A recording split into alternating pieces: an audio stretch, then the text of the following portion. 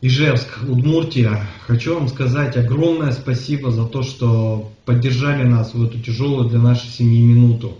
Что благодаря вам мы оказались здесь сейчас, в Германии, в Мюнхене, и можем полноценно обследоваться и узнать, что же это за болезнь такая, которую не могут лечить нигде.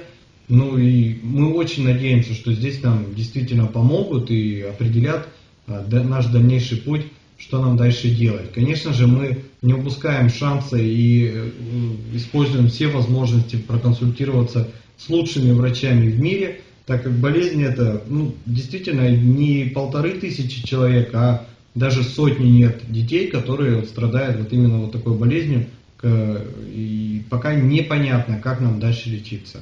Благодаря вам мы можем пройти обследование здесь, пройти МРТ, пройти ЭЭГ, контрастные, дополнительные вещи. Они, конечно же, скорее всего определят наш дальнейший путь лечения. И я действительно очень-очень горжусь вами всеми, потому что Ижевск не мой родной город, но в нем родились мои дети, и, конечно же, просто нет слов благодарности, которые я могу выразить вам.